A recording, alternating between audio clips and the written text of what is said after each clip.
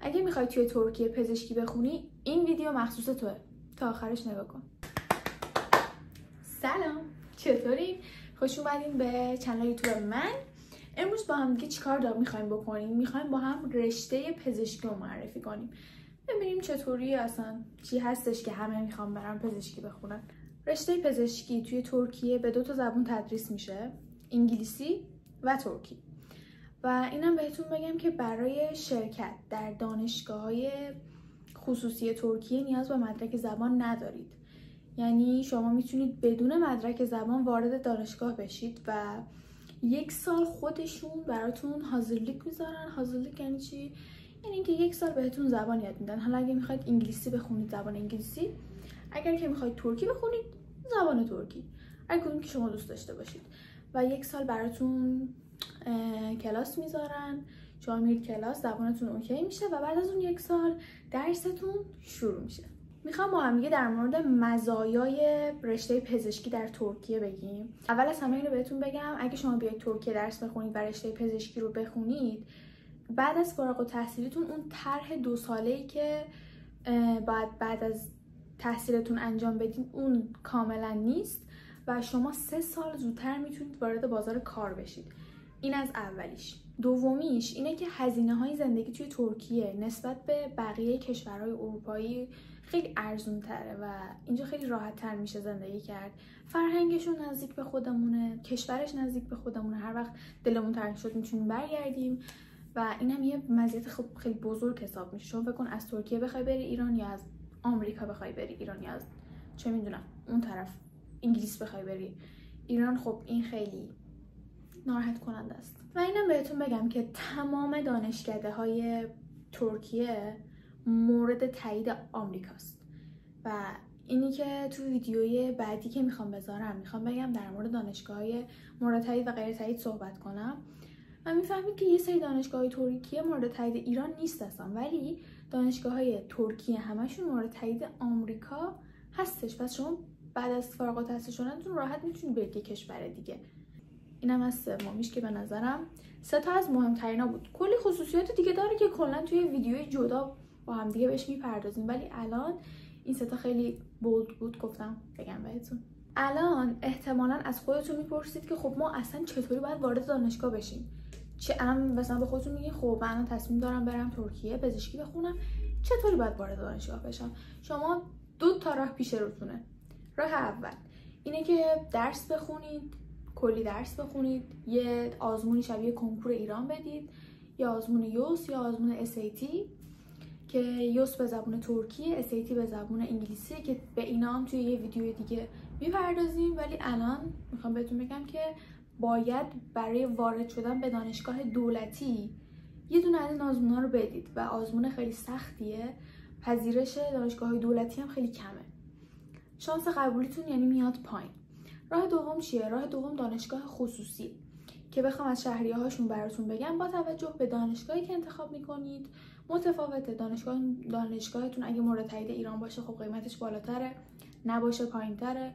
یه دانشگاه کلا ارزونه، یه دانشگاه گرونه، این به اینا بستگی داره. و اینم بگم دانشگاه خصوصی بدون آزمونه، یعنی شما بدون هیچ گونه آزمونی میتونید وارد دانشگاه بشید و پزشکی بخونید، دندان پزشکی بخونید.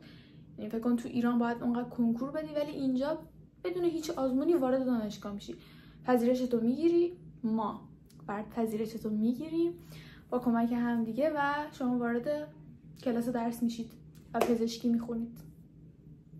چی از این بهتر؟ من اینجا یه لیستی دارم از دانشگاه‌های تایید و غیر تایید خصوصی که بهتریناشون رو براتون میخوام اینجا بگم. اول میریم سراغ دانشگاه‌های مورد تایید ایران.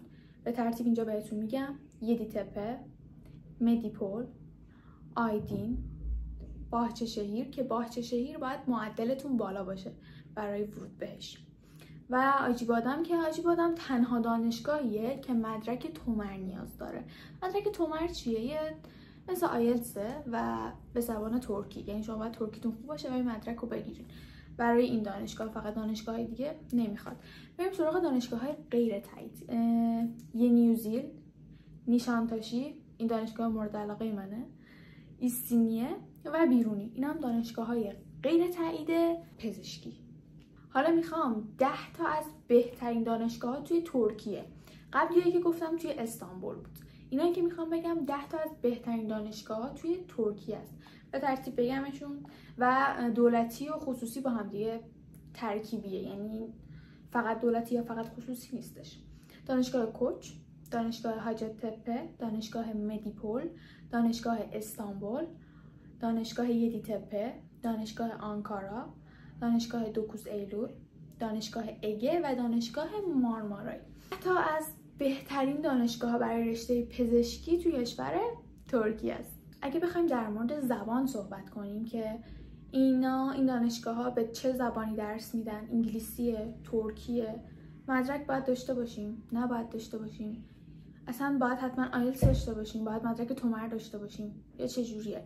باید بگم که برای شرکت توی دانشگاه خصوصی نیازی نیست مدرک زبان داشته باشید و شما بدون مدرک زبان میتونید وارد دانشگاه بشید. بعضی دانشگاه‌ها زبان تحصیلشون فقط ترکیه، بعضیا فقط انگلیسیه و بیشتر دانشگاه‌ها 2 تا زبون رو دارن.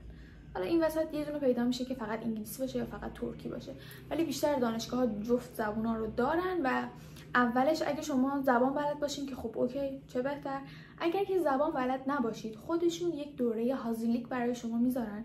دوره هازیلیک چیه؟ 1 سال اونجا که ثبت نام میکنید، پذیرشتون رو میگیرید، تا 1 سال به شما زبان یاد میدن، کلاس میذارن و بعد از اون 1 سال شما وارد کلاس درسی دانشگاهتون میشید که خیلی آپشن خوبیه.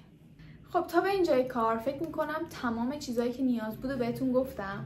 حالا اگه بازم چیزی از دستم در رفت، بهتون نگفتم یا سوالی براتون پیش اومد، حتما خواهش میکنم توی مغزتون نگهش ندارید، چون اون سوال تا همیشه باقی میمونه. برام توی کامنت ها بنویسید، من میبینم، جواب میدم بهتون، راهنماییتون میکنم و کلی چیزای دیگه.